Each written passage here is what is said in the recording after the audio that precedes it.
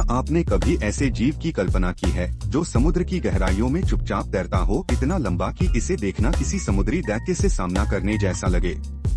यह है ओवरफिश, दुनिया की सबसे लंबी हड्डीदार मछली। इसकी लंबाई 30 फीट से भी ज्यादा हो सकती है और इसका शरीर एक चमचमाती चांदी की रिबन जैसी पट्टी की तरह पानी में लहराता है।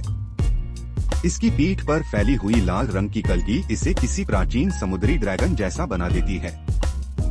लेकिन इतनी विशाल और अनोखी मछली के बारे में आपने शायद ही सुना होगा, क्योंकि यह रहती है समुद्र की अंधेरी गहराइयों में 600 से 3000 फीट नीचे, वहाँ जहाँ सूरज की रोशनी भी मुश्किल से पहुँचती है और जहाँ का दबाव किसी भी आम जीव को चकनाचूर कर सकता है।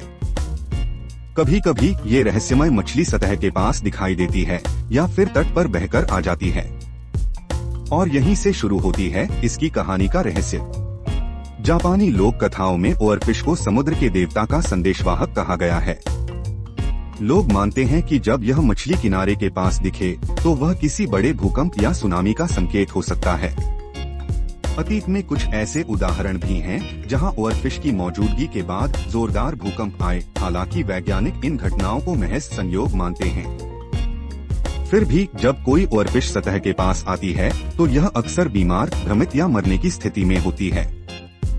शायद समुद्री धाराओं ने उसे ऊपर धकेल दिया हो या वह पर्यावरणीय बदलावों से जूझ रही हो। लेकिन हर बार जब यह दुर्लभ जीव हमारी आंखों के सामने आता है, वह हमें एक बात जरूर याद दिलाता है कि हम समुद्र की गहराइयों के बारे में अब भी बहुत कम जानते हैं। और शायद इसी अनजान अंधेरे में छिपे हैं वो रहस्य जो कल्पना से भी कहीं आगे हैं।